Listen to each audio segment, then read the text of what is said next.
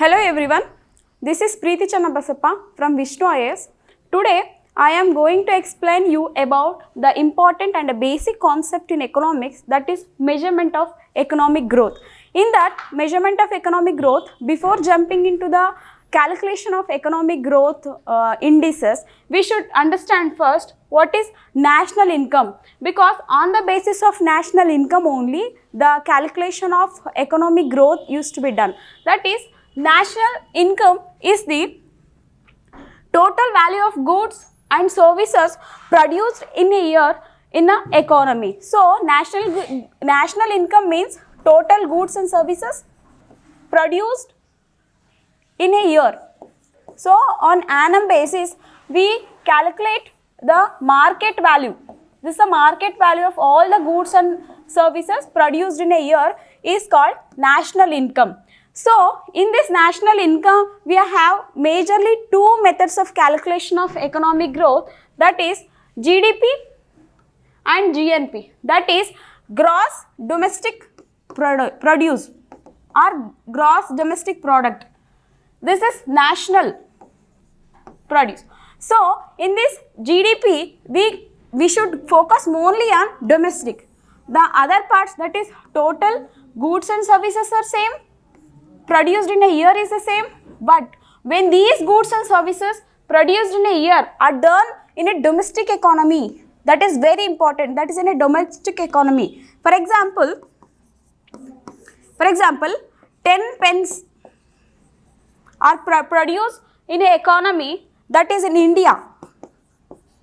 The market value of this 10 pen are included in the GDP of India. Then the concept comes GNP. This GNP concept here is national is very important. National, that too nationals are important.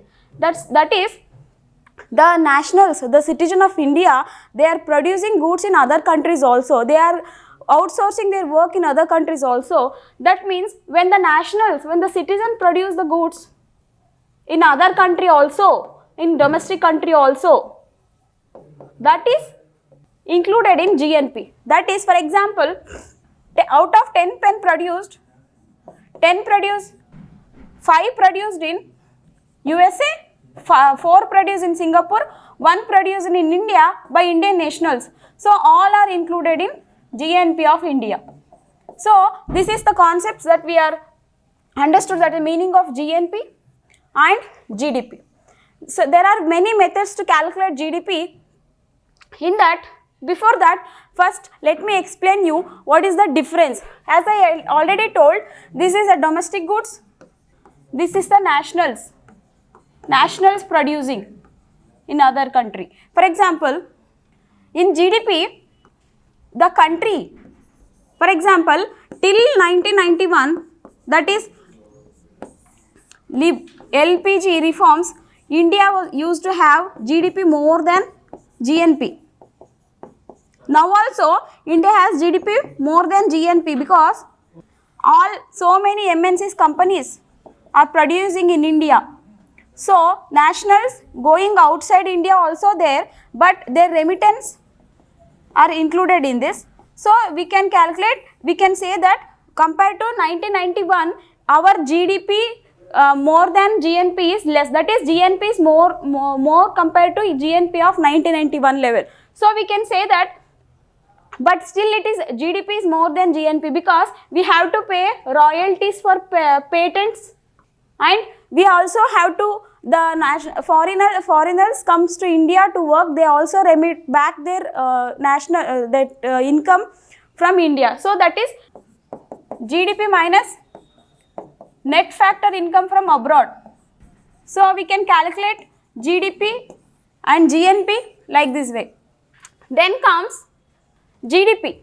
In this GDP, we usually have 3 methods of calculation of GDP, that is income method, expenditure method, output method.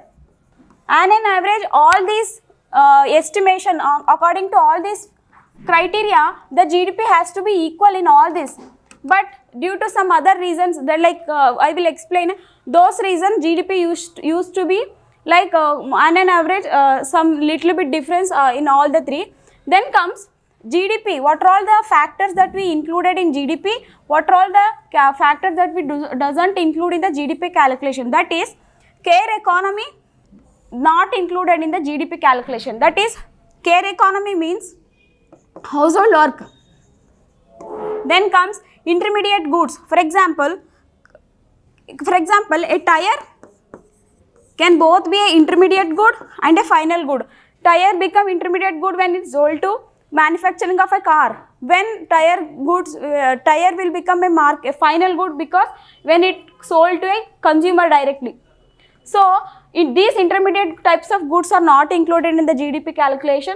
Then unsold goods. For example, in the most of the rural economy, the goods are not sold for a money. They usually have barter system to some extent. So, those goods are not included in this. Then own use. For example, I have capital. So, I invest my own money in my business. I use my household members for as a laborers. So, I won't pay them. So, these own use of goods does not included in the GDP calculation. Then comes what are all the things that included in the GDP calculation, that is all the goods that is newly produced. Newly producers are included in the GDP calculation. Then commission. For example, when the second-hand goods are sold and bought, the commission agent, they get commission. So, those commissions are added in the GDP calculation. Then rental value. For example, all the buildings in the country are included in the rental value. That is, they give imputed value. Imputed means any assumption of the value of a goods are called imputed values. So, likewise, the rental value of all the domestic buildings are included in the GDP calculation. So, there are items which are negative, which are not included in the GDP calculation. There are items which are included in the GDP calculation. Then comes, is GDP calculation appropriate? For example, it doesn't include the environment cost. For example, it doesn't include the pollution. Even though pollution is increasing, if the GDP, if the growth of the goods, if the production of goods and services are increasing, GDP will increases. So, it doesn't give the clear picture of economy or economic growth or standard of living of the people. That is, it doesn't give the inequality rate. It doesn't give the poverty level of the economy. So, the GDP has so many other criteria which are not included, which are not good for the calculation. So, comes the qualitative measurement of the economic growth. Those qualitative measurement of economic growth I will be covering in the next session. Thank you so much.